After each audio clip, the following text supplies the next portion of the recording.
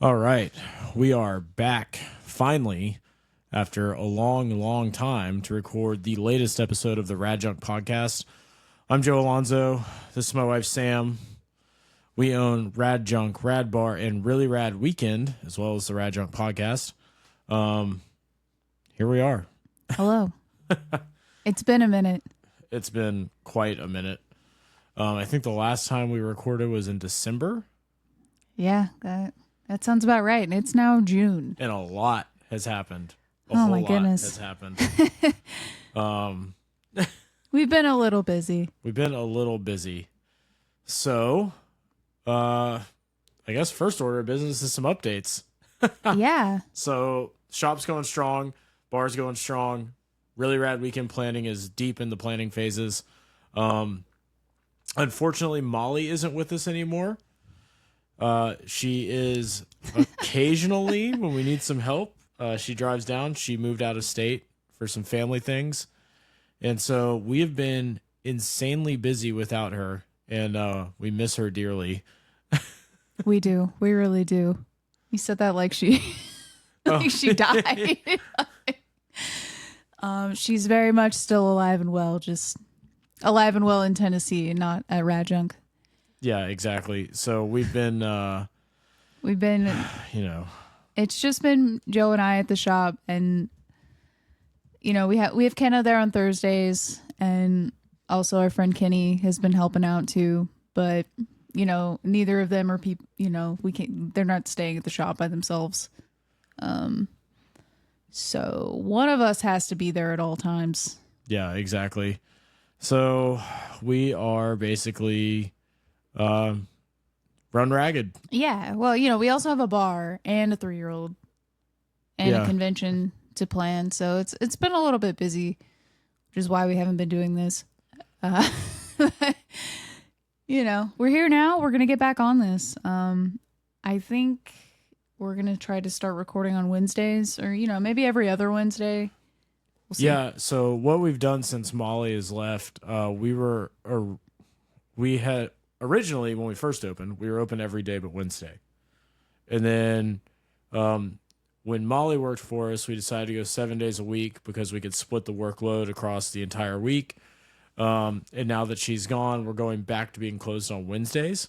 So it's just to give us a day off and decompress, but also that should give us the opportunity to be able to record now, which, is invaluable. So we can get back to this regularly, like Sam said. The thing is, we have a 3-year-old who doesn't like to go to bed. So that has been part of the reason why we haven't been recording too. But we finally kind of got him back on a decent sleep schedule. Yeah, that there's a monkey wrench in things. So yeah, we've been doing a lot of that. We also last month bought a ton of collections. It's just that time of the year. This is the natural thing that happens.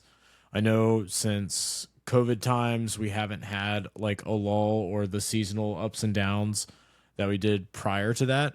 But now it's the time where people want to get rid of their stuff or, whatever. So, we did a lot of that, a lot of purchasing.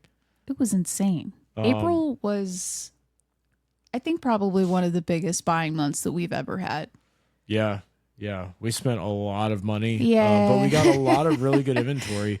And it was all stuff that you couldn't say no to, even if you wanted to, because it was all quality things. Everything from complete box Little Samson all the way down to first party Nintendo games that we needed for all the different consoles.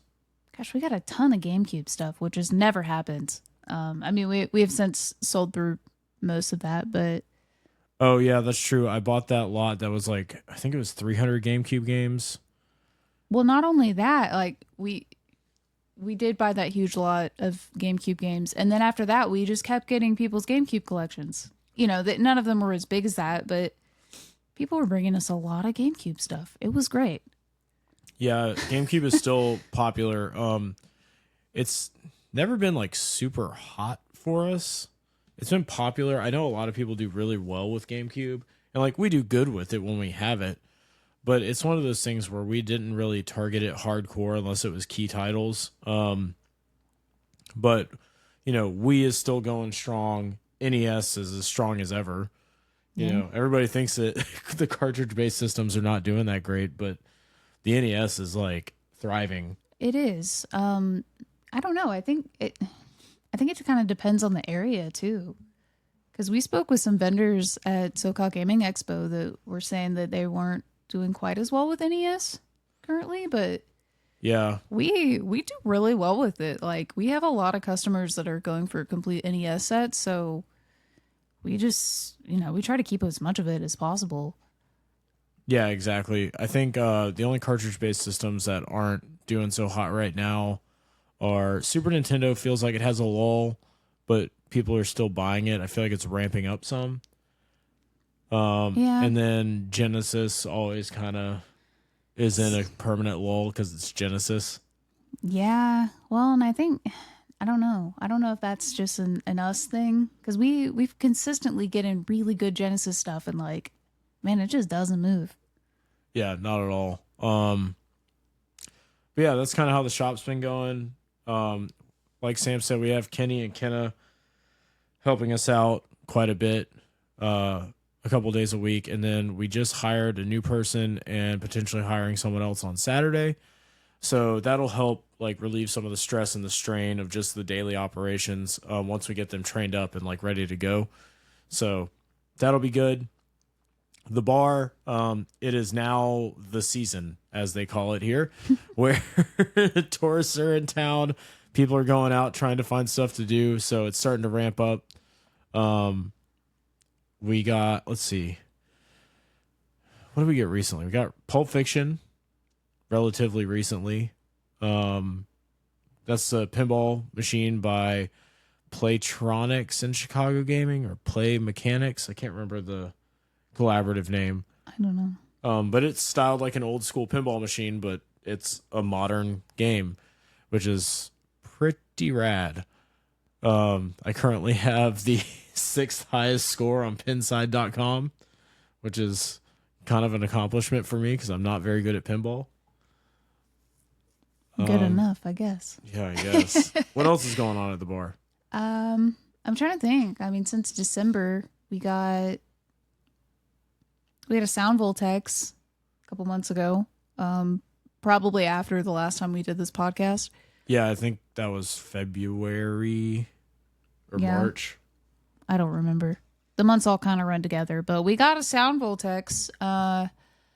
We put Gauntlet in the bar. Oh yeah, we put Gauntlet, Dark Legacy. Legends. I think the arcade version's called Dark Legends or something like that. I swear there's a difference, but it's I don't know. It's Dark Legacy. It's the same thing. It's Dark Legacy. I'm trying to think what else. We bought a Johnny Mnemonic pinball. Yeah, that lives in our garage currently. We did buy a Johnny Mnemonic. I've got it 98% perfect. We picked that up from an older couple that lived about 20 minutes away. They needed it gone because they were moving. They bought it like 15 or 20 years ago for the guy's birthday. Yeah, just sat in their living room. They had never even opened it up or done any maintenance on it, and it mostly like 99% worked. Yeah, outside of consumables like rubbers and the playfield being dirty, it was in pretty good shape. One of the drop targets towards the top of the playfield, for the pinball nerds out there, there's a broken wire, so it's not activating it to like kick that target up and down well enough. I diagnosed that the other night, and I brought home my portable soldering iron so I could get in there and fix it. I cleaned up the playfield some, and I did what I could without my tools, but I brought my tool bag home so I could get it going, which will probably be a project in the next couple days because I bought a complete rubber kit for it and a few other parts that we needed. If Avengers keeps acting up, we're just gonna. Yeah, Avengers is having some problems with the subway mechanism, which I knew it would at some point. I've repaired that for someone else before we even bought our Avengers. So I don't think it'll be too hard to fix based on what I've done before. I don't think the actual mechanical parts are broken. I think it's just dirty and like a couple things may have sheared off which we have backup parts for. So that's good. Trying to think. Anything else?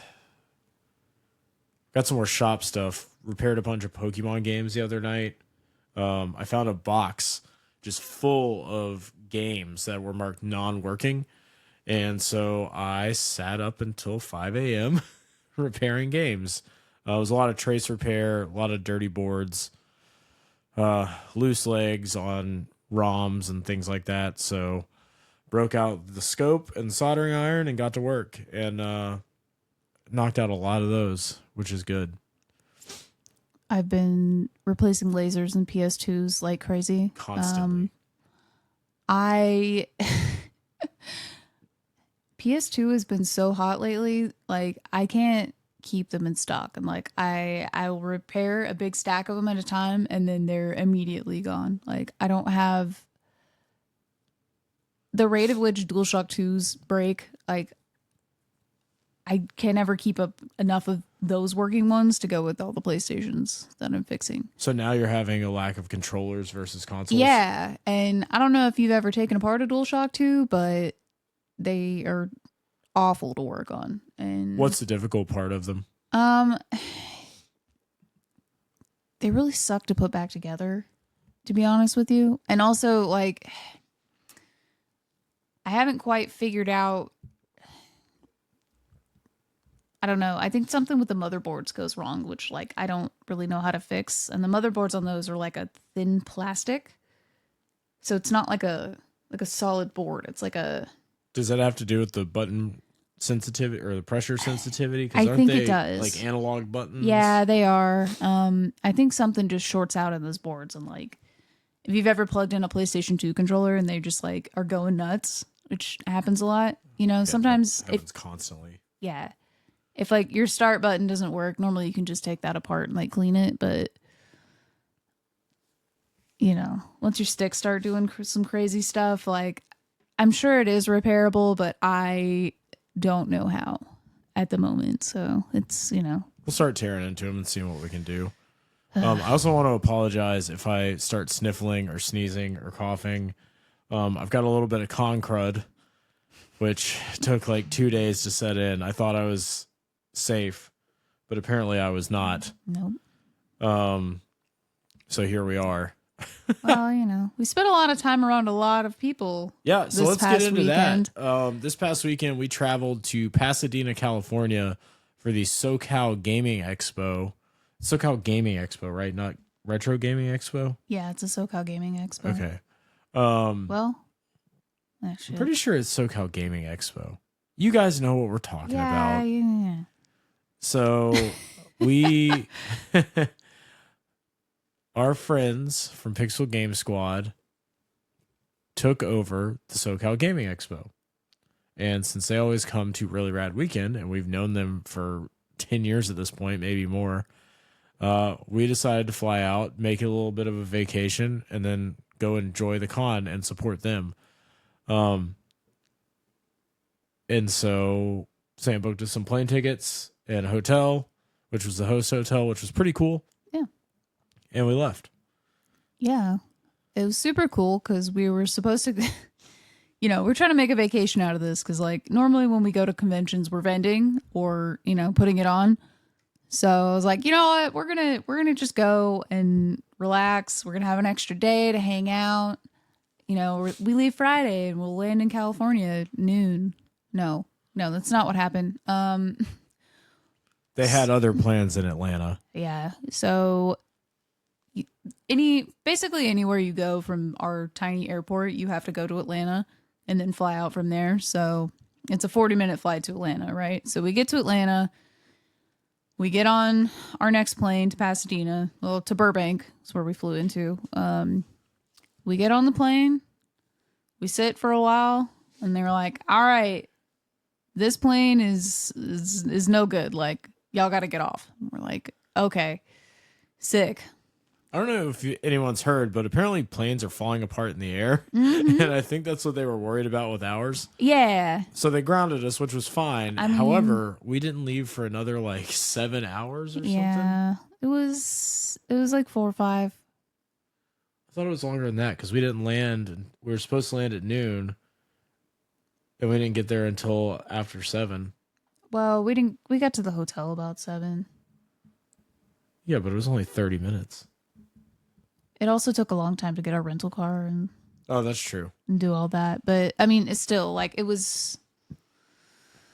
We didn't get in until like 7 p.m. So that was kind of Friday just gone.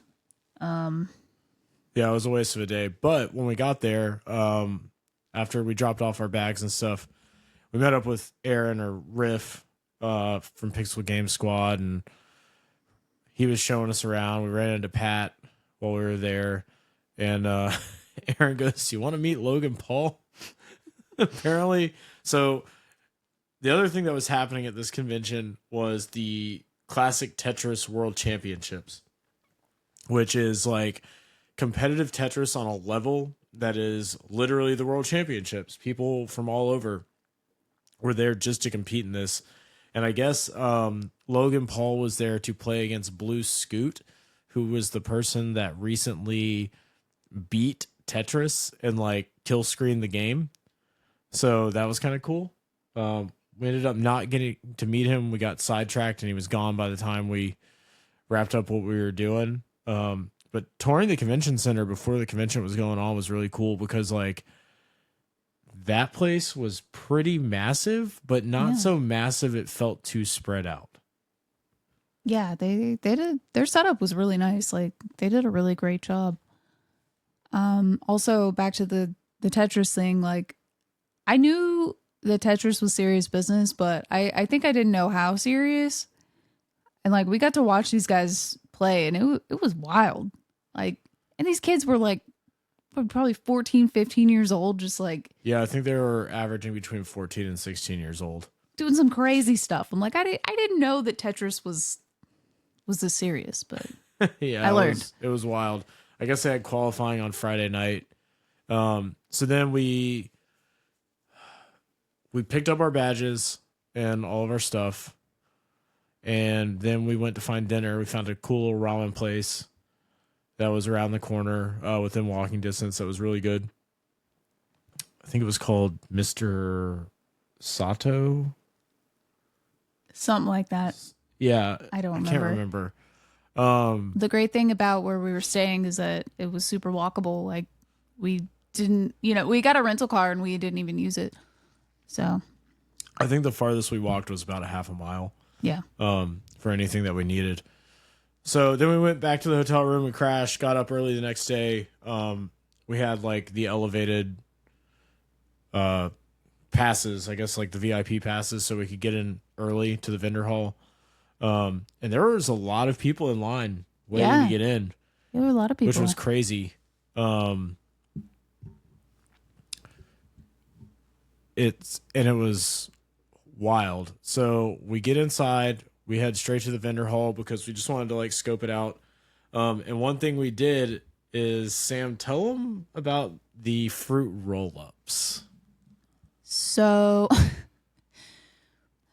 we had a couple of heavies in our store, right? And we were like, well, maybe we should bring them, see if anybody's interested. Maybe if they want to buy them or trade us some shop stock, we can bring them with us. So we took a plane, and you don't want that kind of stuff to get too damaged, but So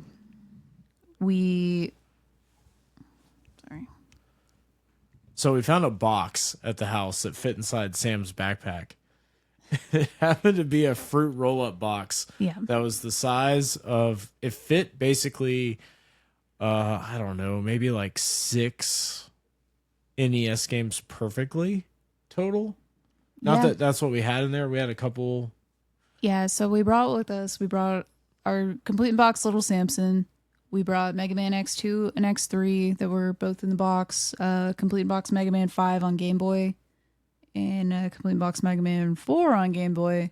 And what, Pokemon box? Did I say that already? You didn't, but we brought that as well. And then a Metal Gear Solid on Game Boy Color.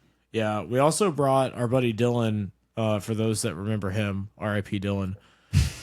We brought his, he has a sealed copy of Tengen Tetris. I need to clarify that Dylan is also not dead. Yeah, he is still with us. Dylan and Molly are very much alive and well. But we took his sealed Tengen Tetris because we found out that the creator of Tetris, Alexei Pajitnov, was going to be at this event.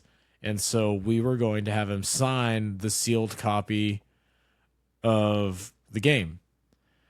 And which ended up not happening because we couldn't find him on Saturday when we were trying to get it done. So it is what it is. Also, that's very intimidating. Like, what is?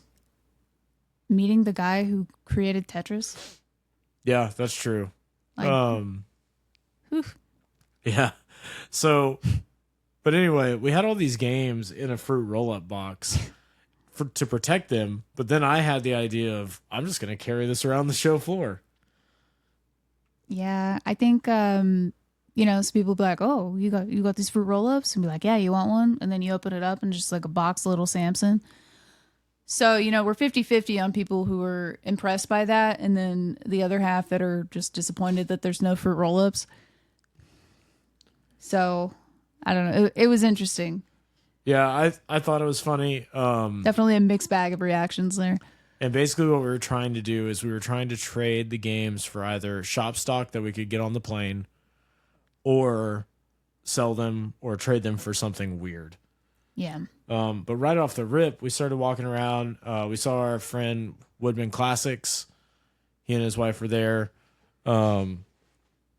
selling these like awesome Mario statues that he made. And then we walked around the vendor floor, and I saw a vendor that we saw at Dallas Retropalooza. I can't remember the vendor's name, but we had gotten some like Pokemon ice cream cone figures from them in Dallas, and they had some really good stuff at this show. They definitely I feel like they upped their inventory a lot. I picked up a Game Boy game from them that I thought I didn't have, but I think I do, called Out of Gas. For the Game Boy people out there, you should grab a copy. It's really good. They also had that Astro Boy Game Boy Light, which was super cool. So they had it.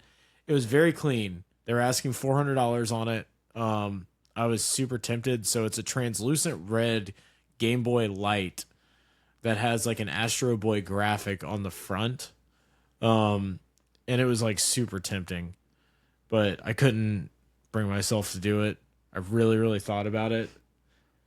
It's crazy. It's always one of those things that, I've always thought was really cool, and I've never seen one in real life. And I saw 2 of them this weekend. So yeah, I didn't come home with one though. Maybe I next wanted time. And then after that, we walked around some more, shopped the games around.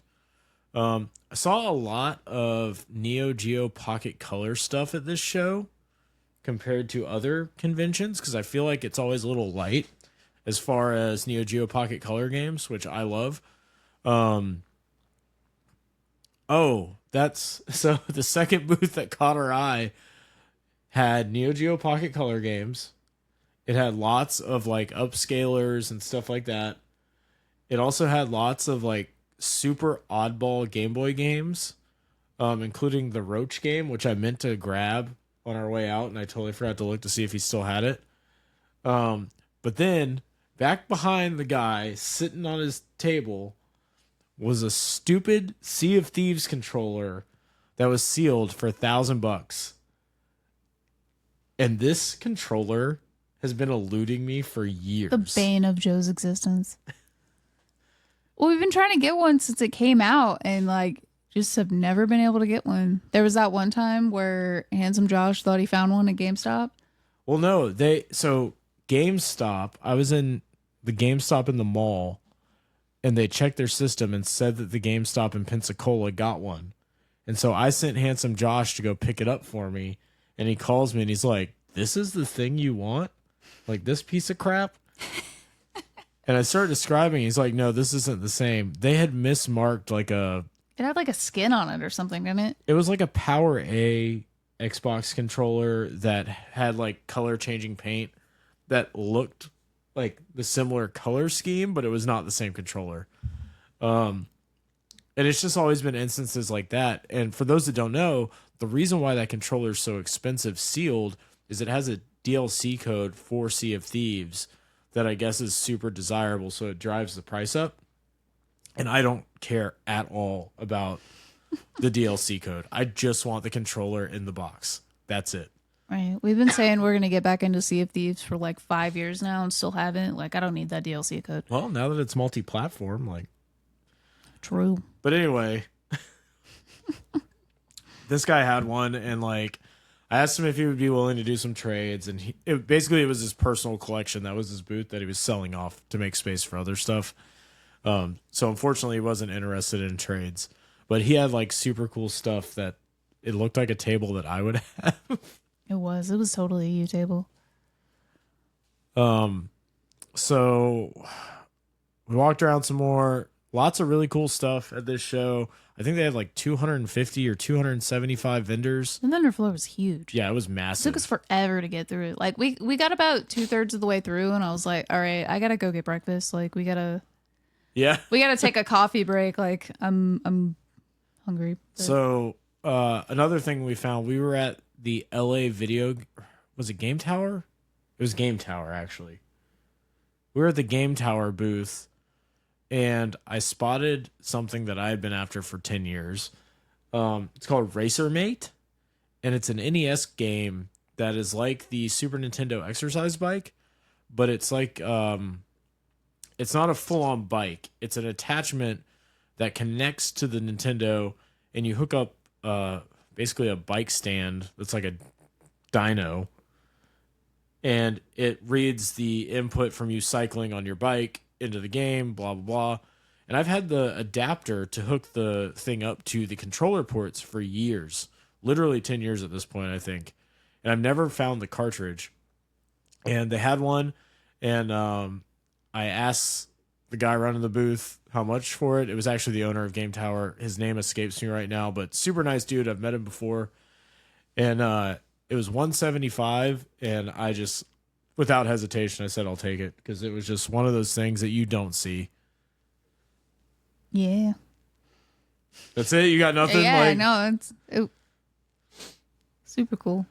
I don't know. I didn't buy anything. I mean, was there anything on the vendor floor that you saw on day one that caught your eye or that was interesting? I mean, yeah, there was tons of, people had a lot of really cool, like, promo stuff, posters, things I could never, couldn't get on the plane. There was one, I'm trying to think. I don't know. There's like a really cool Metal Slug poster that I really wanted, but. Are you talking about the booth that had several posters? Yeah, they had a lot. I don't know. I'm trying to remember. I saw so much stuff. It's like all kind of a blur. I There's literally got to be something. I didn't buy anything. You know what I got for myself with this convention? I got a Tetris World Order T-shirt.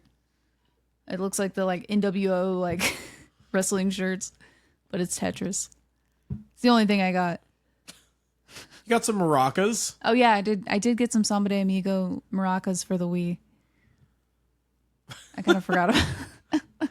Is there anything else that stands out in your mind from the vendor floor on day one?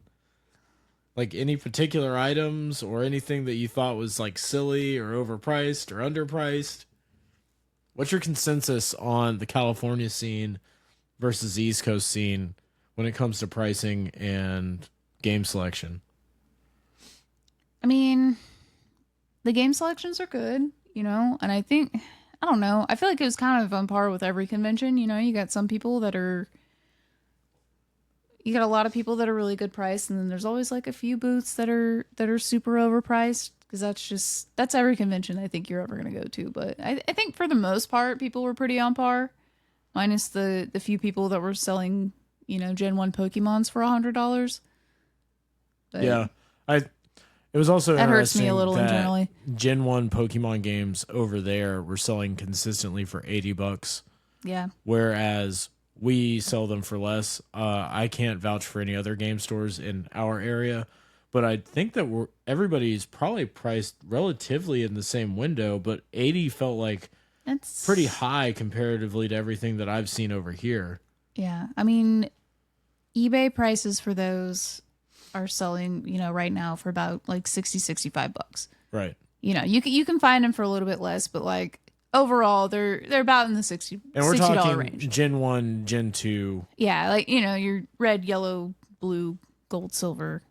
I mean, obviously, crystal is crazy expensive. I'm surprised that gold and silver are selling for as much as they are, because there was a point where those were less than Gen 1 Pokemon games. They were, yeah. And now they're, $20 more, $10 to $20 more, somewhere in that range. Yeah, it seems like they're about the same, but yeah, no, it's just like once you get into like crystal and then, anything Game Boy Advance is just crazy. Yeah. I mean, Ruby's like $100 now, which is wild. Wow. I just never ever thought that would be a thing, but here we are. Yeah, it was lots of booths that were the flashier booths. Obviously, like they were consistently higher priced. But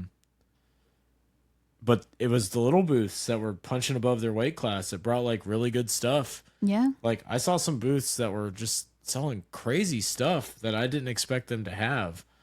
Like I can't think of anything off the top of my head, but every time we'd walk into a little like smaller booth, I'd be like shocked. I'm like, man, this is way cooler than what I saw over there in those display cases with 1,000 Pokemon games. Yeah. But again, maybe that's just us being jaded and being, drowning in the scene for years. Yeah, well, it's like, I don't know. Like I don't know. I probably saw like 7 complete in box Earthbounds. Yeah, at least. Out there, which at is, least. We've never had a CIB one in our store. Yeah, I mean, I've seen a lot of them over the years, but the concentration of them at this show was wild. There was also a really large concentration of the Pod Racer N64s. I did see a lot of those. I saw like 5 or 6 of them. Which is odd because that's not a thing that I like ever see. Yeah. I like the guy that in his display case, he had like 15 copies of Turtles in Time, not for resale. Yeah. So it's funny. When we had first gotten there, I saw one in somebody's display and I was like, oh, cool. Like a not for resale Turtles in Time. And Joe was like, oh, those are stupidly common. And I was like, are they? And then like an hour later, we get to this other case and there's literally like 30 of them in there. And I was like, oh, okay, well, I didn't think you meant like that, but all right. Yeah, I think almost every other booth had at least one. Yeah. Like, there were so many. Lot. So, yeah, that was some stuff that we saw a lot of. Once again, lots of Neo Geo Pocket Color stuff, which blew my mind. I didn't see a lot of TurboGrafx stuff though. Yeah, I saw a few Turbo Expresses, all about the $800 mark, which seems to be about the going rate these days for a recapped one. Couple Turbo Duos. I saw 1 or 2 just regular consoles, and like a handful of games. Nothing like super crazy. I was really, honest to God, was kind of hoping we'd find a Magical Chase from someone that wanted to trade like towards Samson, or yeah, we could trade Samson towards that, something in that regard. Lots of good handheld stuff. Just in general, there was a good spread of oddball Game Boy games. So then, this was all day one, right? And after we made it through the vendor floor, we went and grabbed some food, came back, and it was time for the part of the show that I actually flew to California for. So Aaron had told me months ago that they were going to do a skate demo. So we had Bam Margera at our convention, and SoCal took this and ran with it. And being in SoCal, they have this advantage that I am so jealous of. Like, I'm not mad at all. I'm very like excited about this. I just wish that we had the same proximity to skateboarding that they do. And so they had the Birdhouse team there and OC Ramps guys doing a demo on a ramp that OC Ramps built for one of the Teenage Mutant Ninja Turtles movies premiere in the past like 10 years or whatever. I think it was the Michael Bay ones potentially, or maybe that last one that came out. And so we're there, and you know, it's just like Dave Pajinski and Jaws and Sean Hale and just all these guys just going off on this mini ramp. And Aaron just pulls us in.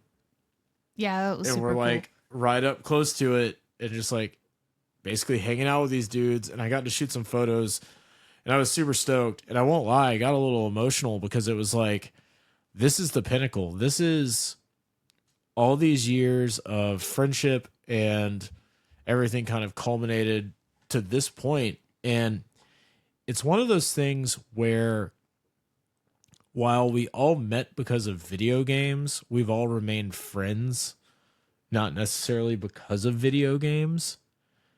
And it was just really cool to see something at a video game convention that wasn't video game related that we were just super hype on. Like it was wild. There is quite a bit of overlap of like skateboarding and video games. And it was really cool because they're playing like, you know, the Tony Hawk soundtrack while these guys were so that skating was on this the ramp. second demo. So the first demo, they just had a playlist going of like random songs, some from the Tony Hawk soundtrack and whatnot. And then later on, there was a second demo that I also got to shoot where they had a live band. I think it was called Finding Emo, which is like a great name for an emo cover band. And they were playing basically the Tony Hawk soundtrack. And at one point, they were playing The Offspring with Crazy Taxi on a projector while these guys are just going off on this mini ramp. It was perfect. It was one of the greatest That was moments the pinnacle of, of the convention. That was like this is it. We've won. Like we're here. And I was super happy for Aaron because I could tell like that was his favorite part as well. So that was super cool. For those of you that are into skateboarding, it was one of those things where it was like you kind of see not necessarily your childhood heroes, but just in general, like it's not something you expect to see at a convention. And I hope they continue doing stuff like that and we'll continue going out there. And I'm hoping that maybe we can incorporate some other things into Really Rad Weekend to kind of like play off that as well. So I think that would be pretty cool. I'm trying to think. I feel like something else happened on day one that we were doing. We walked through the Art of Nintendo Power exhibit, which was really cool. Sam, go ahead and describe that experience. So basically this guy, I think it's Stefan. Yes.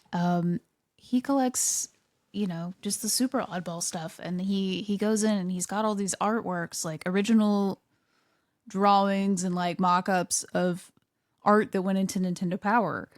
And so he's got them all on display. And like, you know, there's like a hand-drawn sketch of like Star Fox and then the Nintendo Power cover next to it. And then he's got like a case of a bunch of the little like the figures, you know, on the covers where they're like the weird like kind of claymation looking figures. So these are the actual things used to create that artwork. So when she's saying like the sketches of Star Fox, it's literally the line art.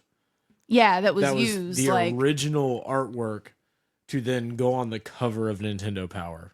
So he just had like, there was a whole like, you know, tons of displays of that kind of stuff. And then he's got this like giant Mario suit that I get, you know, somebody's walking around at events wearing this thing. And it's like the ugliest Mario you've ever seen. But it's so cool to see. Did you hear what I told Rick about that suit? I heard you talking about how it was up for sale. That thing popped up for sale like I want to say like 8 years ago. And I think it sold for $5,000. I think. I could be like misremembering this, but it was something like that low. I remember seeing it, and that thing is, Yeah, I mean, like priceless. Like you cannot put a price on that now. you could get any amount of money you ask for Yeah, that it's thing. NIOP, which means name your own price. Like Yeah. Well, because he had some pictures of like, different like events, like with this Mario just there, like with people. It was really cool. They also had a bunch of like, this was like a separate guy but like in the same exhibit, had a bunch of like Nintendo or video game related clothing. So you could kind of go through and see a bunch of like vintage t-shirts of different games. Plus they had the Nintendo race team like driving suits. Yeah, and Sam's not like describing the full breadth of what this was. So they had the room set up like a museum display that you walk through, and there were probably 100 total pieces of clothing. Yeah, it was a ton. It was a full conference room set up like this. So you walk through it and you like walk in, and then you turn to the left, and then on the wall, it's just like it was almost in chronological order from like Atari shirts all the way through Nintendo stuff to like current stuff. And then in the center of all those, they had like race suits and jumpsuits displayed. And then, there was some like, there was like a Star Fox Weekend jacket and like, some Nintendo employee stuff. There was like a vest that had like, ask me about the Virtual Boy. Like stuff like that. Like super cool things that you just don't see. Yeah, lots of clothing from like Power Fest and Star Fox Weekend. They had all the jackets and things like that. Bless you. Thank you. Sorry, I keep sneezing. Like I said, I'm starting to get sick, so I'm probably not going to work tomorrow. But then they had the race suits from like everything from N64 era to Wii era. I think there was an Xbox one there. Yeah, there was an Xbox one. There was a Nintendo World Championships jumpsuit. All kinds of just really cool stuff. And that exhibit was like phenomenal. And it was set up in the most perfect way to where you can kind of like get a glimpse of everything. And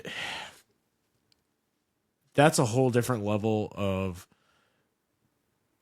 things that really show the depth of the retro collecting scene now. Because previously, like, let's say 6 or 7 years ago, you'd have a few people on Nintendo age that collected that type of thing or that found that type of thing. And it was all by happenstance, or they'd really be targeting stuff like that. And now people are really into it. And it's, part of it is like driving the market in a really weird area where things are becoming collectible that probably shouldn't be collectible. But the things that were on display here were legitimately like history pieces that you won't find anywhere else that should be on display at a museum. Yeah, it was amazing, honestly. Back to the vendor hall, though, which kind of reminded me my decided favorite booth, actually. There was a guy that sells vintage t-shirts, and that's, that was his whole booth. And there were actually a couple that were, kind of in that museum display that he had for sale. But the one that Sam's talking about specifically, I believe his Instagram handle is @vintagevideogametees. It's something like that. Like, yeah, pretty straightforward. But so I noticed it when Joe was shooting photos of the skate demo. I walked off to go to the bathroom and I saw a Devil's Crush t-shirt just on the end of a rack. Spotted it. I was like, huh, that's weird. Super neat. And I don't know. I just didn't really think too much of it. Yeah, Sam didn't think anything about. I thought it was cool, but about a Devil's Crush shirt for her husband, who's a TurboGrafx collector. Yeah, so I come back and I was like, oh yeah, I saw a Devil's Crush t-shirt. And Joe's like, what? So the next day, I kind of went to look for it. He still had it. It was $350, which I was like, yeah, you can't buy this.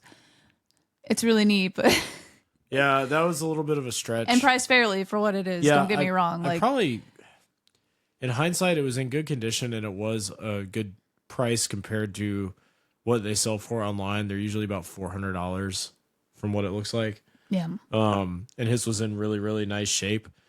And in hindsight, I wish I had bought it, especially after we had sold a couple games. But, it's one of those things where hopefully I find one eventually. Um, but yeah, that was pretty much what we did on day one. We also did a big trade on day one as well. That was day two, I thought. No, that was day one. Oh, that was day one. That's right. So we were walking around, and we were talking to somebody. I can't remember who. And we were kind of joking about the games, and then they go, "Oh, the owner of, or did you talk to so and so?" And I was like, "Oh no," and they called him over, and it was Ryan Main, the owner of Fire and Ice Games. And he comes over, and he deals mainly in high end stuff. Nice guy, and he was interested in Pokemon Box. So I let Sam do the deal on this one because she's the one that really is like purchasing for the store. I know what I want in the store, but Sam really knows like the retail side of things and what we need and the numbers and all that. So I'll let her like take this one. I'm gonna be real with you. So at Really Rad Weekend, we traded for that with Retro Rick, and I honestly thought that we would move it pretty quickly because it's Pokemon and it's GameCube, and I got people into that, but it's been there since November, and I'm tired of explaining to people why this is a $2,000 Pokemon game. So I was just kind of ready to move it along. So we ended up trading for a big pile of Gen 1, Gen 2 Pokemon games. Yeah, I think what we said going into it is we were going to value it at $1,600. Yeah. Because it's gone down a little bit since Really Rad Weekend, and it didn't have the outer box, so that seemed about the right price. Yeah. So $1,600 trade is where we were at. So I got $1,600 worth of Pokemon games, plus a Mario Kart on the Wii, because we were slightly off. Yeah. And he was like, "Well, I'll throw this one in." I'm like, "Yeah, great. That's a fast mover too. I'll take it." Yeah, and it was great because we were able to restock on Gen 1 and 2 Pokemon games, plus a couple rubies. Yeah. And that was a good trade, especially for a cross-country convention, because it's easy to pack those to go on a flight. Yes. And so, super easy to deal with, great trade. He had just purchased a bunch for his store of the Pokemon games. He wanted Pokemon Box, and then it worked out in our favor. Yeah. And his favor. So it was a very fair and good deal. We all got stuff that we wanted. So. Yeah, so now we're able to restock the store on some of our fastest movers. Yeah. The only thing that sucks is now I have to go through all the batteries and do the batteries because I'll be honest, I opened some up and half of them had the batteries changed.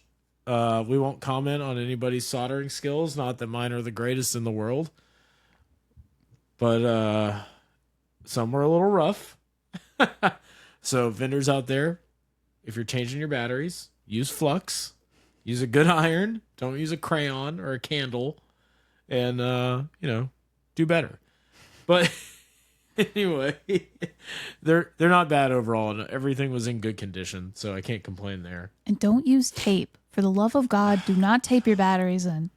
Yeah, we're gonna fight. So the reason for that is there's a really old forum post that was hitting like the perfect levels of engagement on Google, and for years what it would tell you is rip the stock battery off the legs, like pry it and break it, and then take your new battery and slide tape around it to tape it. And like, while that works, and if you're using it as your personal copy and you don't know how to like solder, then like whatever, by all means go for it. But if you're a store or don't a vendor go for it. And you're doing that, don't sell it that way. No. Please. No. I probably open up like 5 Pokemon games a week that are taped in. Like, it is that bad. I'm not any less mad anytime it happens. Luckily, none out of these were taped in. Although it was funny because, Ryan had this like bag of Pokemons that he was like, "All right, well, here's here's what I got to trade for these. And there was one copy of Ruby that I picked up. It didn't have a label. Funny enough, it was like the last one to fall out of the bag. Yeah, and it just didn't have a battery in it. Like straight up. But the worst part was it wasn't even like a desoldered battery. No. Because I've seen people do that on that generation of Pokemon games because it's just for the time-based events. Yeah. And they'll desolder the battery and just leave it, as is, which, whatever. Maybe you were doing a bunch of them and you ran out of batteries and you're like, screw it, I'll sell it anyway. The legs were still in it, though. But they had ripped the battery out. Like they were going to tape a battery in and then didn't go all the way. Like, what is that? Yeah, so, someone traded him a Pokemon game like that. I'm like, who does this? So, yeah. Oh, well. But that was day one. They had some arcade games set up. Arcade was good. It was fine. Got to play John Wick. Yeah, I think that was day 2 that we played that. Oh, yeah. We're so jaded by arcade games. It was all stuff that we had played. So we're like, eh. Except John Wick. I said arcade games, not pinball. Gosh. Those go in an arcade. Stop. They had pinball set up as well as a charity tournament. But so let's see. We went and got dinner. We got back to the hotel room. We were trying to find a place to eat. We couldn't decide. We went to a place that I'm pretty sure is a franchise. What's it called? Yard House? Yeah, something like that. It was miserable. I do not recommend. It wasn't that bad. It just wasn't that good. But we were also planning on Sunday not going back to the convention, and we were going to drive down to San Diego to see Ian from Extra Napkins and the CU podcast. We were going to grab lunch, and it's about a 2-hour drive because I thought that we'd be able to get it, that we would be conned out, So go to bed. I wake up and I can't move. My back hurt so bad from carrying around that stupid Tetris game in my backpack that was encased in acrylic. So all of you that do graded games, don't wear them on your back. Like, it's miserable. Not that this one was graded, but it was in like an acrylic box that is essentially a slab. And I had to cancel lunch with Ian, which I felt awful about. But I couldn't sit in a car for 2 hours and then get on a plane for like 8 hours the next day. Well, it would have been like 2 hours each way. Yeah, exactly. And then, Because our rental car, let me tell you, was the biggest piece of crap in the entire world. We get there, they screwed me around on some things that I had pre-reserved and like whatever. And then we get to the cars and they're like, you can either choose a Ford Escape or a Nissan Rogue. Neither choices are ideal, but whatever. It's fine. It's mid-sized SUV. Figured it would be good, especially if we're driving to San Diego. And I asked the guy, I was like, which one would you choose? Which one's in better condition? He goes, I like American cars. I'll take the Ford. And I'm like, I drive a Ford truck. How bad could a Ford Escape be? This thing was a piece of crap. We learned how bad a This Ford thing Escape could be. Was awful. It sounded like the turbo in it was about to explode or like the wheel was about to let go. It was bad car. Anyway, sorry, Ian. We'll get you next time. I really want to go to Nico's and eat a burrito. We went to California and didn't eat any Mexican food. We did eat a lot of good Asian food, though. We did. So I guess that makes up for it a little bit. It does. So laid in bed for a few hours. We watched the Xbox press event from Summer Games Fest, which they announced some cool stuff. Gears of War prequel looks neat. Mixtape looks cool. Indiana Jones game looks phenomenal. But that's all neither here nor there. So I'm like, all right, let's do this. Let's just carry the fruit roll-up box. I won't really carry the backpack loaded with the Tetris because Alexei Pajanov's apparently gone anyway. And we go back to the con. We went and got breakfast and coffee first. We found a cool spot on the corner. Got a good breakfast burrito. Sam got some kind of avocado toast junk. It was a toast with almond butter and fruit on it. Whatever. Why I can't afford to buy a house. Yeah, quit buying toast. So also the coffee in California, I don't know if it's just Pasadena, kind of weak.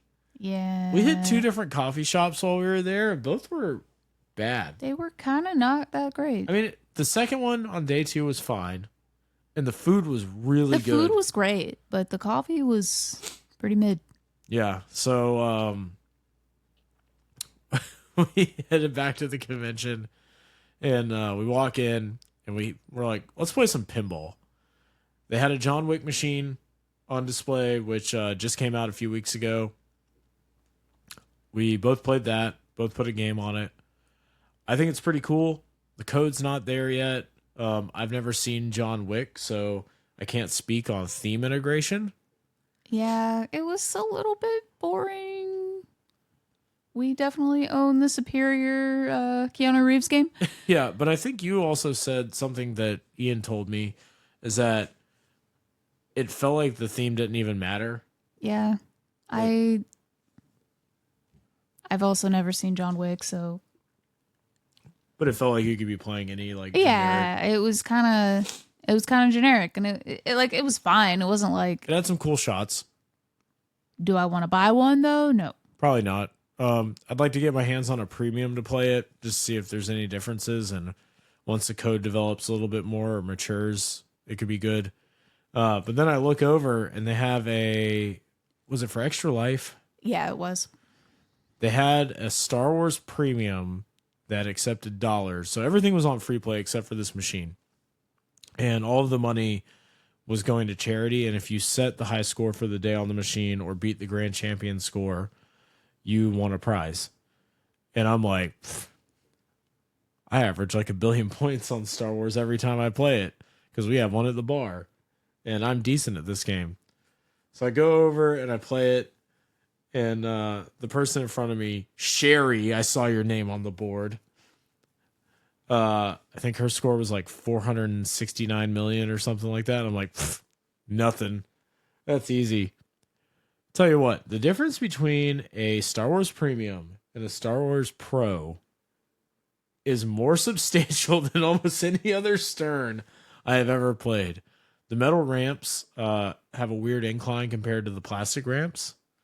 And then the hyperspace shot or whatever kind of has a rail that goes down and it loops around twice. And it's really confusing if you've never hit it. So I ended up coming in below Sherry by about 20 million points. And then later on in the day, I think I was bumped down to 6th or something like that. I think you came in at like 4th. Oh, really? Yeah, I remember because we tried again because you were like, no, I can bump Sherry off. This is my last chance. You're right. I did end up coming in 4th overall, which whatever. Yeah, because on my first try, I got 6th and then was quickly bumped off because I played horribly. Oh my God. I just I couldn't get in the groove. I like that concept though of having a machine on pay to play strictly for tournament and charity stuff. Yeah, I might do that for Rad Weekend. Yeah, that's what I was thinking is we could set up a singular machine with a bill acceptor or whatever. Yeah. It could be a cool way to do that. So then we went and watched more skateboarding because I love skateboarding. I almost got crushed by a skateboarder trying to do a 360 off the mini ramp. Yeah, Joe did like a full slide and still got the shot, so. I did get the shot. I'll post that somewhere. I literally slid on my knees across the convention floor to not get hit. I was very agile that day. Mm-hmm. So then what? What did we do next? We went back to the vendor floor to try to peddle our wares. And eventually did end up selling Mega Man 5. Yeah, we found a booth. They had some good stuff. And I asked the guy if he was doing trades or doing any buying. And, we went back and forth. He really wanted Mega Man 5 because we had a clean copy. I think I had it marked at like 1,800 or something like that, which might have been a little high. We had a price high because it was like mint. Yeah, the mintiest mint thing. Super nice. He beat me up a little bit, and we ended up settling on $1,400, $1,375 in cash, and then I got a $25 Game Boy game that I wanted. It's a Sunsoft game called Logical. It's a puzzle game on the Game Boy Color. I don't know. I wanted it. Yeah. Also, that just kind of reminded me of like, we thought we were really doing something, bringing our CIB Mega Man X2 and X3s. Every freaking booth had a Mega Man X2 and X3. But they were all priced like almost double what They ours were all priced way, way above what we had them at. But like, We had our X2, which is a pretty I nice copy, saw, at 400, and on average, I think everybody else was at like 650. yeah, I saw so many X2s and X3s. Nobody wants X2. That's the thing. No, they don't. They don't want it. I think X2 is a good game, and a CIB copy is really cool to have. But there were so many. Like, does it really command that price? You know what I only saw one of? Maybe two. Mega Man 7. I saw a couple of Mega Man 7s. And I only saw one Mega Man Soccer. I saw a couple of those too. Did you? Yeah. Not like a ton of them, but I did see a couple. Most of them were pretty like beat up. I don't know. They're always beat up. I Are feel they? like that one is always trash. Because X3 definitely is, because they were Yeah. mostly rentals, but I think I just don't see enough Mega Man Soccers or 7s. Yeah, and then we walked around some more. I feel like we bought something else.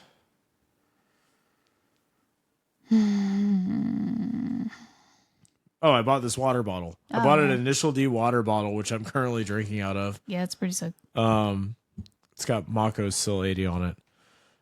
And then, let's see. Watched a little bit of Tetris. You know, saw Aaron and Ricky for a little while. I know they were busy, but it's always good to see them. Saw Riggs, which was great. Let's see. Walked around. A lot of people kept sending us to other people's booth with our Samson. Yeah, they'd be like, "Oh, you got to talk to that guy. He would probably want it." I had one guy very interested in it. His booth was called Video Games versus Toys. And super nice guy. I cannot remember his name. He had a really cool booth. He said he already has a Samson, but he really wanted the box and manual. And he had some good stuff, but like stuff I didn't want to take home on the plane. He had that box variant, Zombies Ate My Neighbors, which is super cool. I've never actually seen one in person before. Go ahead. For those of you that don't know, there was a box variant of that game, which like, where was it? It's a US. It's US. Yeah, I don't really know the story behind it, but like, there's a variant and it's stupidly rare. Like you don't ever see them. But is the cart different? The cart is different too, isn't it? I'm not Or sure. is it just the box? I know that. I think it's just the box. Anyway, it's stupid rare. I love Zombies Ate My Neighbors, but he was like, "Well, we could trade for this," and I'm like, "I need money If that more than I need this thing, but I really want it."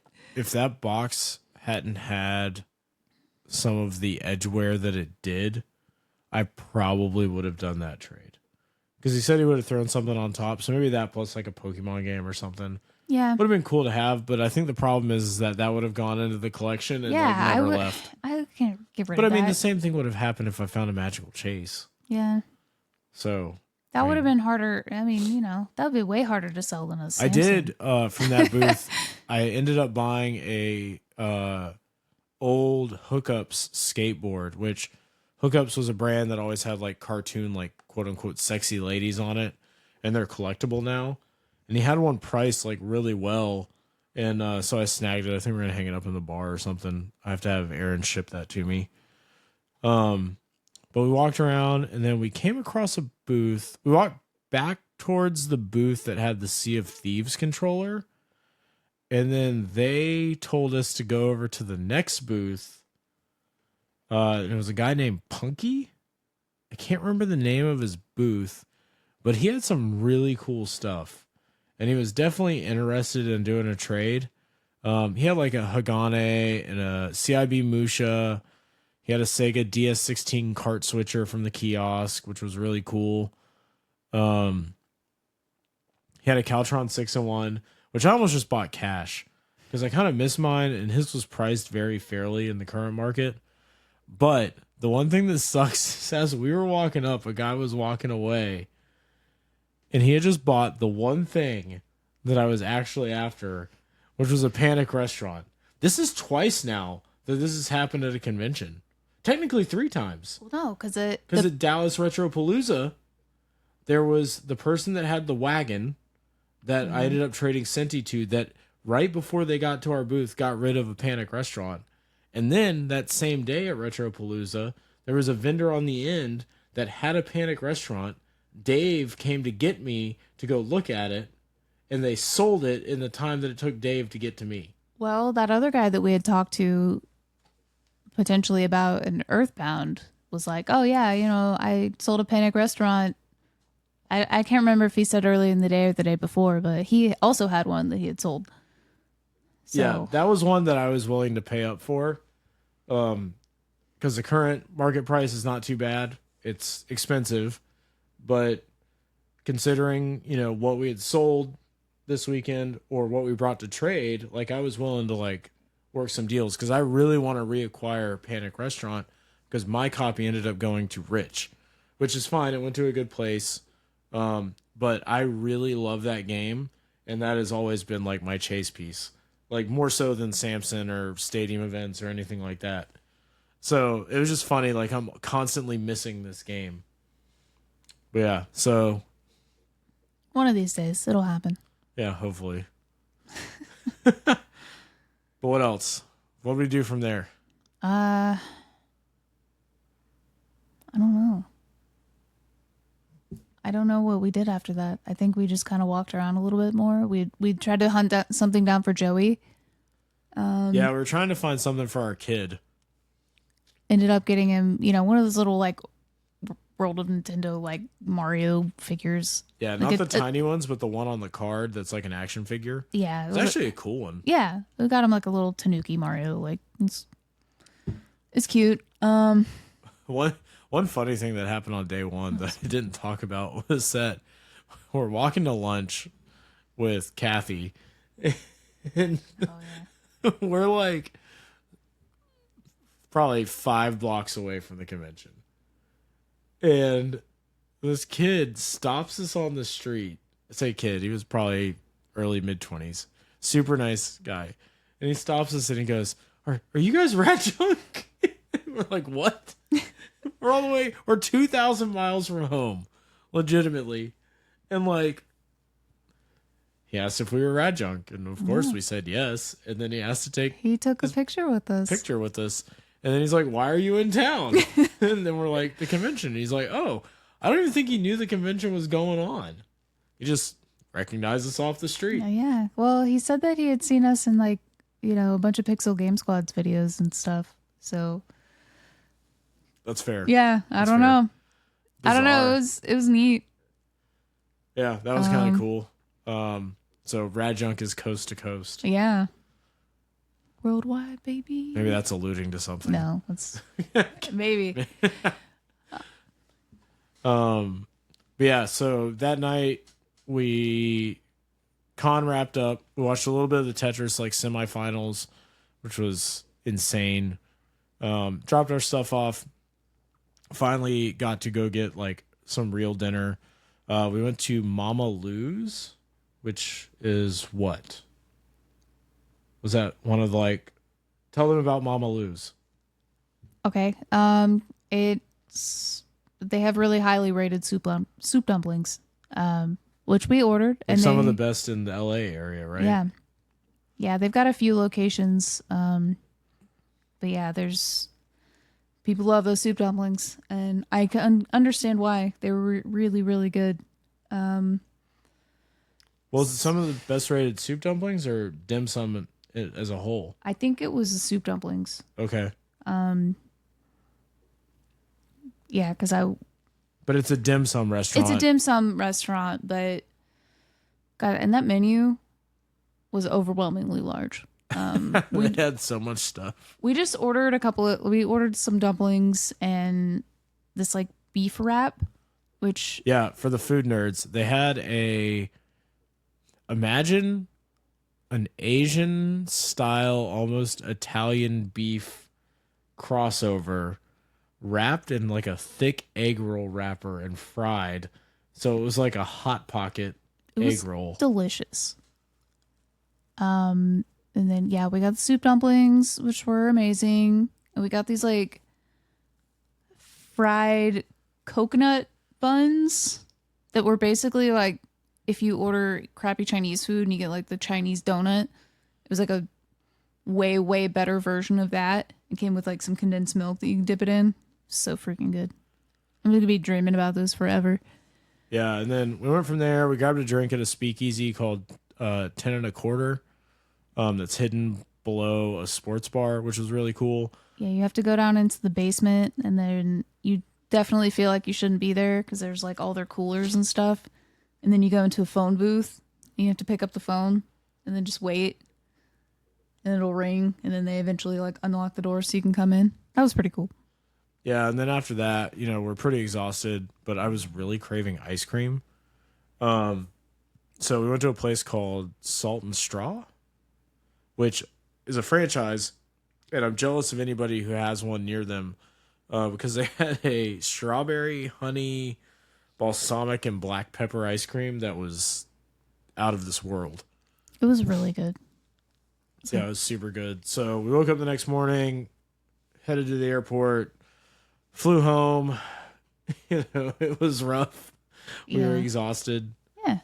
But yeah, overall good trip, and I can't say enough good things about that convention. Yeah, it was a really good time. I definitely want to go back next year. Yeah, we'll be there. The layout was perfect. The guest list was stacked. Everything they had going on was good. The vendor hall was phenomenal. I'm not big on vendor-centric conventions, even though a lot of them are, but they had it pretty well balanced, especially with the Tetris World Championships going on. Yeah. Which was super cool. And I'll touch on this when we get to Q&A, but that convention was like next level, and it really kind of gave us some motivation to make really Rad Weekend even bigger, because it was like seeing a different version of our convention on steroids. So that's how I felt about it. I mean, what do you think? What were your favorite parts? I like the skateboarding. I like the museum. I just like to look at cool stuff. I think it's like my favorite thing to do anyway, but just because we've been doing this for so long that it's really fun to see stuff that I've never seen before. So, getting to see all those shirts and like cool Nintendo Power stuff was really awesome. I think that was my favorite part. Yeah, and it's in a really good area of California. Like the weather was perfect. And just like props to those guys, the whole Pixel Game Squad and Pixel Podcast crew, like they did an amazing job. Their crew ran a really tight ship. It seemed like there weren't any problems, Everything was great. Like fantastic convention. If you're in the area or get the opportunity to go, I highly recommend it. It might be the best experience as far as gaming conventions go, like legitimately. Yeah. Because I've been to a lot, and this takes the cake. Like normally I like to say ours is the best because it's fun and whatever, but we're really small, and then compared to all the other conventions in between us and them, that's the one to go to. For sure. As far as like a good experience goes. But yeah, that was our SoCal experience. We're going to go kind of long on this episode because we do have a few Q&A questions. Let me pull them up. I try to post these I post on Facebook, Twitter, and Blue Sky whenever we record to try and get some questions from the audience. So let's see here. First question comes from Brandon Ito on Blue Sky. Have you been to previous SoCal Expos? I'd be curious to know if things have changed with new owners. Chris runs Retro World Expo in Connecticut, hoping the connection benefits both cons. And having not been to previous SoCals, but hearing about them and like hearing good things in the past, my like experience there was this is the best it could be. This is the best iteration of that convention in my brain, just having seen photos and stuff from previous SoCals. Like, they took it and molded it into something that is far greater than previous years and other conventions around the country are, because it wasn't just a giant vendor hall. And the things that they incorporated kind of complemented each other throughout the entire thing. So I don't know how you feel about it comparatively to other conventions, but it seems like a good one. Yeah, I would agree with, everything that you said. I haven't been to a lot of conventions, like I said, that I wasn't working, but I don't know. It was great. So yeah, that's that. I'd say yes, they've taken it and really ramped it up. Next question's from Wyatt of Wyatt's Wicked Goods, the official cookie sponsor of the RadJunk podcast and the greatest cookie in the entire world. Wyatt asks, what are your top 3 food-related video games that aren't overcooked? Mine are Panic Restaurant, Mr. Chin on Game Boy, and I'm trying to think here. Mr. Mosquito. Is that food related? He eats blood.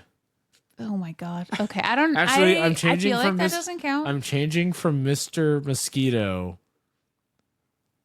to Toilet Kids. Because if Mr. Mosquito counts, then so does Resident Evil.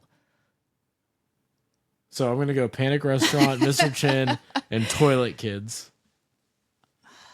Just it's post food. Sure. I'm just trying to think of like the food related games. You got like Burger Time. I mean, Burger Time's a Burger great Time's game. good. I enjoy Burger Time. Cooking Mama, also great game. I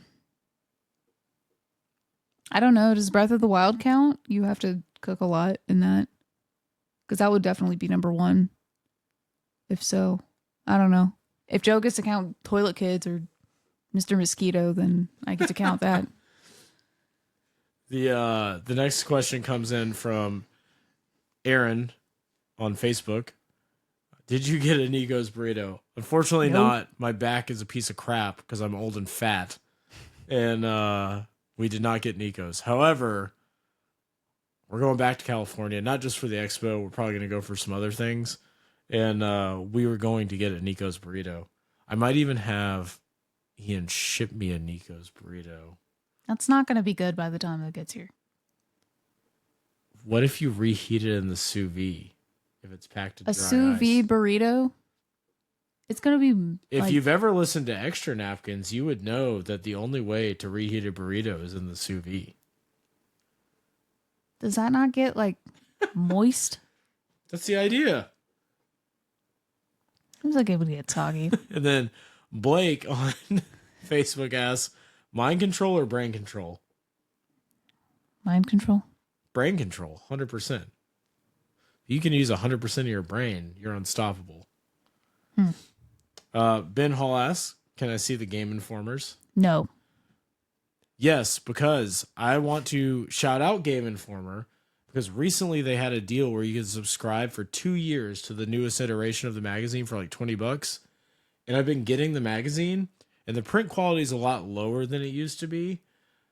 But shout out to them for keeping the magazines alive, because it is so cool getting a physical magazine in the mail. Next question is Samantha Gonzalez asks, when is Really Rad Weekend? November 2nd and 3rd. and we will have more information for you probably next week. Mike, Retro Bash, asks, were there any good save files on the Pokemon? I recently got a Ruby with 383 Pokemon and 803 hours on it. I want to touch on this because my cohorts have been doing something evil that I hate. It makes me so mad. Sam and Molly have decided that they are going to start formatting every single memory card that we sell, which drives me insane. So what do you guys think? Would you prefer memory cards that are formatted or memory cards that have save files on them so you can see the hidden treasure? If they say explicit things or whatever, I understand formatting them. You know how many memory cards I found that had names that I guess this is a family-friendly podcast, so I shouldn't say them? Because there were a lot. But as far as the Pokemon games go, on Gen 1 and Gen 2, right? We'll never know because I ripped their hearts out. But typically, if I'm just burning through Pokemon games, I will just replace the batteries. Obviously, on the later generations, it saves to a PROM. I think it's called a PROM. Yeah. I don't know about that. Apparently, we sold an Emerald the other day that was like loaded with good stuff. So I haven't checked those rubies. I didn't check the files. I just checked them to make sure that they worked and that the batteries were good. Yeah. I didn't go too far into it because I was testing like 100 Pokemon games. But I think what I will start doing is we have 2 GB operators now. I could just start dumping the files as soon as we get them. Yeah. Which would be cool. Then you could have like a stockpile and rewrite the files back to them. Yeah. But I mean, it's not going to make any difference of like what I'm going to sell it for. If it's full of shinies, then somebody's going to get really lucky. But yeah, I don't know. Usually when I'm testing those, I don't usually get that far. Yeah. It's one of those things where like the memory cards is what irks me because like I think that those contain more memories and stuff than Pokemon games in a lot of cases. But from a utilitarian standpoint, I have to change the batteries because I feel so terrible not putting a fresh battery in there. Even the ones that were changed, I'm like freaking out because I'm like, I got to put fresh batteries. So I went through every single one with a multimeter and checked voltages. And then the last question comes from Billy McDonald over on Twitter. Says, what's the rarest game that has come in? Now, this is an interesting question. The rarest. Because there is a distinct difference between the rarest and the most expensive. Yes. That is... Samson's up there as far as price goes. Definitely the most expensive, but not the most rare. Yeah. Rare is a tough one because it's... I got that review copy of Alpha Mission. Yeah, that was really cool. Yeah, it was basically a prototype cart of Alpha Mission that was used for reviews. Star Fox Standee doesn't count because that's not a game. It's not a game. But that's like one of one. I mean, we've got that like the what is it? The basketball, the All Stars PS3. Also not a game though. Yeah, I have a PlayStation 3 that was given out at the NBA All-Star game in 2011. It's one of like 12. 8, I think. So I think they gave away 8, and then they said they were going to give away 4 more to people that could win them, but it's never confirmed that they ever did. It's something. It's between 8 and 12. Yeah. Something silly. The like information on those is not abundant or clear. When you do find it. Games though, I don't know. The Space Adventure on Sega CD. Yeah, that's a good one. That's pretty rare. Oh yeah. What else? Lots of random Game Boy stuff. I was gonna say Space Marauder. It's probably on Game something Boy. that's like not that expensive. Yeah. Oh, you know what? Okay, I got a good one. That what is it? The DS game that's like the teaching you how to drive. Oh, The driver's ed. Driver's Ed USA edition. Mm-hmm. That thing is rare as heck. Like, it is pretty rare. I feel like there was another DS game too. That was a tough. Oh, we had that not for resale demo cart Minish Cap,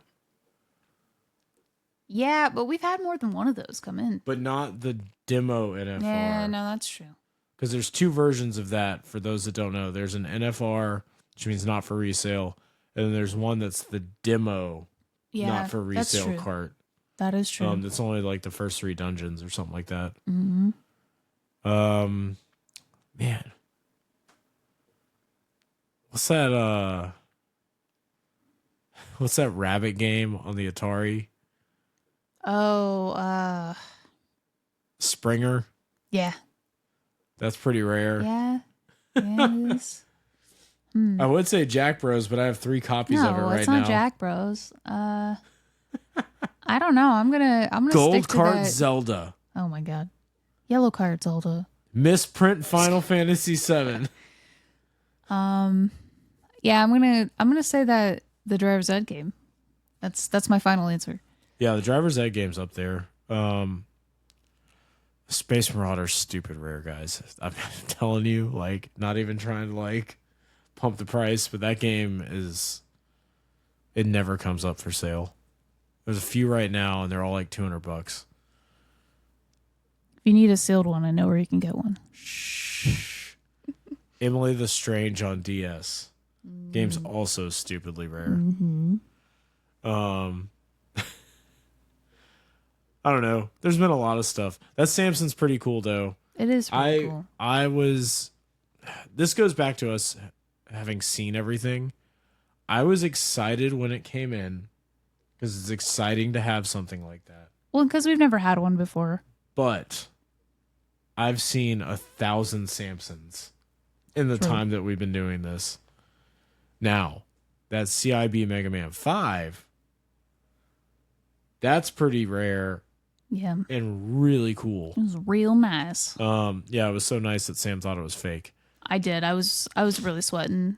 And I opened it up. It was definitely real, but it was that level of nice. I was like, no, I don't know. You know what we didn't talk about? We were closed for 6 days. Oh yeah. I don't want to talk about that. Our power went out at the bar or at the shop, and we weren't online for 6 days. Memorial Day weekend. It hurt. One of our busiest weekends, but we're back up now, Yeah. and everything's solid. Yeah, that happened. I think we're gonna rearrange some stuff at the store a little bit, clean some stuff up, try and make it a little bit different in there.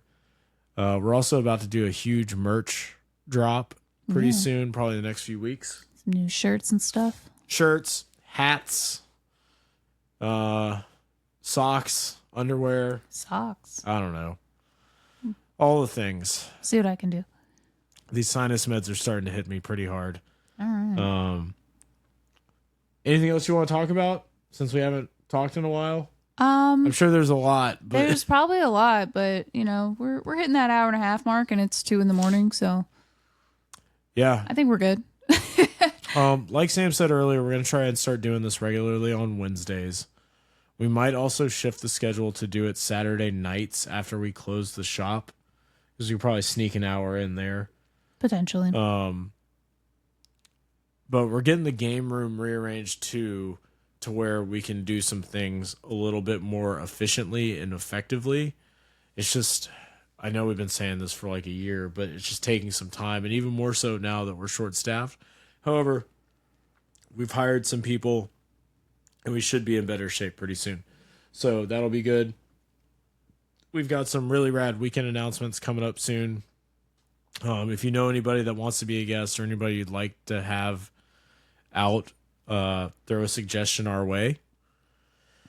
We're trying to make some more content as well on our YouTube channel. Been uploading a lot of shorts. We're going to get back into some long form stuff. I uploaded a thing a while back. It's like 4 hours of Kenna cleaning consoles. It's like kind of an ASMR thing.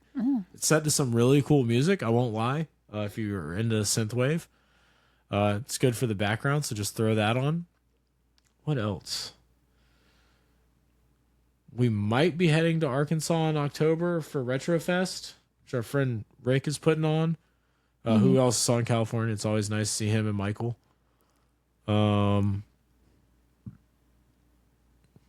Retropalooza, Dallas. Yeah.